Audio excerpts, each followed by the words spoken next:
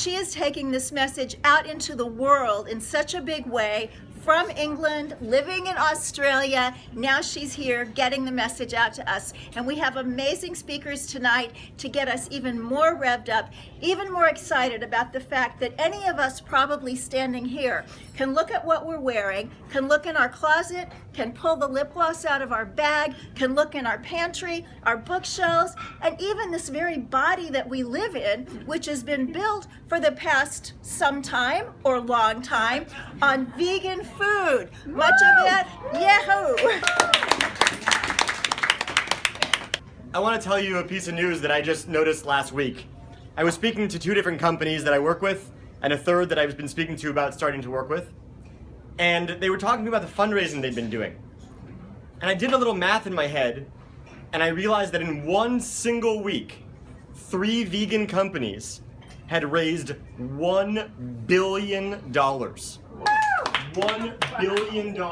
In the last couple of years alone, I know of 2 venture capital funds with a combined $310 million that have launched exclusively to invest in vegan businesses.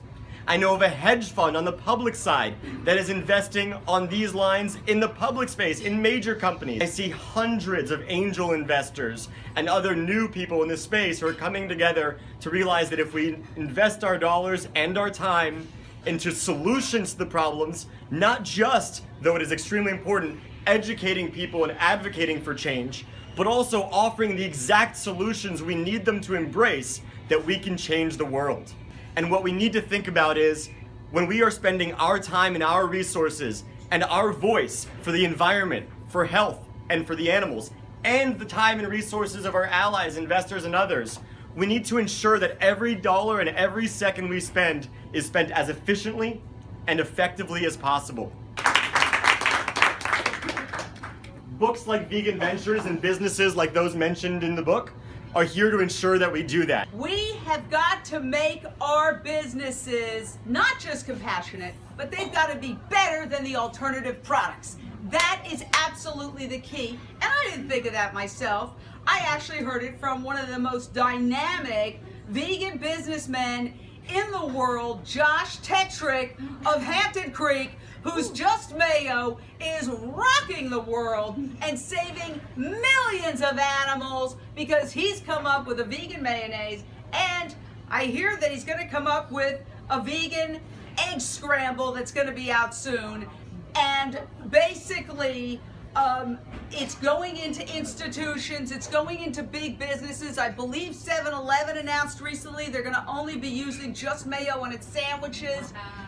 But what he said to me is, and I really thought that this was absolutely the most crucial thing when it comes to vegan businesses.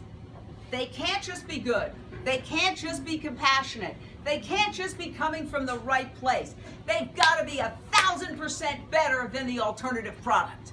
And that is a high bar. That is a high bar. But that's what it's going to take for vegan businesses to survive. And I'd like to say that I'm standing in a vegan business right now that is 1,000 times better than any of the alternatives. Let's all grow our businesses. Let's all be fierce in our activism, fierce in our efficiency, and let's all read this book, Vegan Ventures. Thank you so much. And now, Katrina, oh my goodness, she started in England. She ended up in Sydney, and now she is a global brand and a global messenger for compassionate business.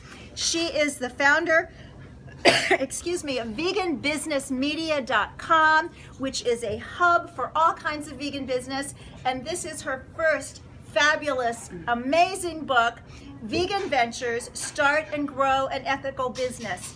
I told you that I run a program, Main Street Vegan Academy, that trains vegan lifestyle coaches.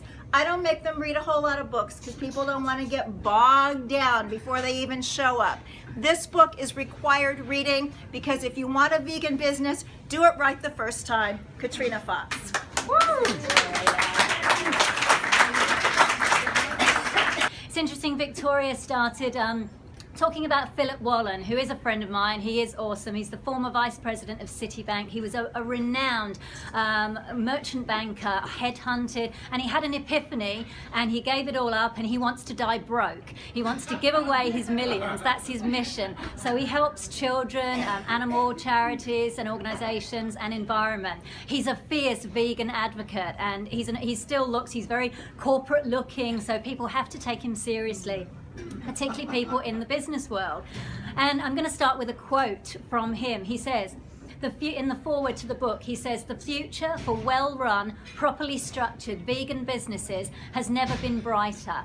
And I think it's really important that we listen to that, because this isn't just, me being a bit fluffy and saying that. This is someone who has come from a corporate background. He's owned businesses. He's a very astute businessman. He watches the markets. He knows what's going on with the economy right now. So for someone like him to actually say that, I think we should be really excited and heartened. My background is journalism, and I was talking to Jane the other day. We had lunch, and we both said that really in all our time of many years of being journalists, the time now we're seeing more positive coverage of veganism. Forbes magazine, Fortune magazine have covered vegan businesses. Sugandh from Gunas had a lovely feature, cruelty-free luxury alternatives to leather. These are major big business magazines, and they're taking veganism seriously. Bill Gates, the founder of Microsoft, has invested in a vegan meat alternative. Okay, he's also put his money in GMOs. We need to get him off that. But the fact, again, that someone this high profile is taking veganism seriously, this is unprecedented. We're at such an exciting time in history. The time is absolutely right to start and grow a successful vegan-run business.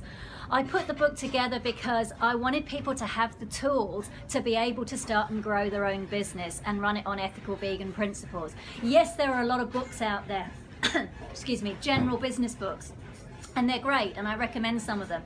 But there are specific challenges for people who want to run their businesses ethically in regards to people, animals, and planet, and particularly when it comes to animals, because a lot of ethical businesses, or so-called ethical businesses, still have a blind spot towards animals. I think vegan-run businesses are the ones that really get it, that do put animals front and center as well.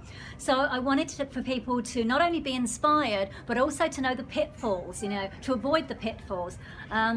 To find out how to overcome those challenges in order to have a successful business. So I set out in past 12 months to interview over 60 vegan business owners and entrepreneurs from the US, Canada, Australia, and the UK, including some, as Victoria mentioned, some of the amazing people here today. Jane and David and Victoria are also in the book. The insights of over 65 vegan business owners are in that book, and I want to get that out to people because that's gold.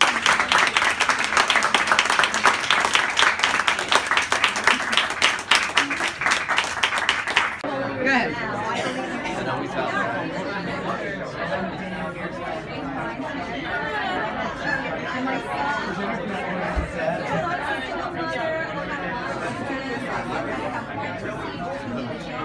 Thank you so much. It was so nice to meet you.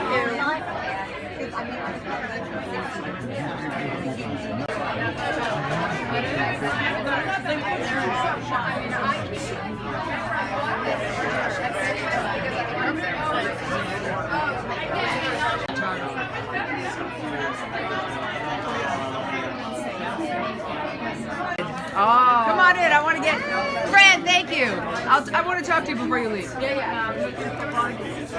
Thanks, Katrina.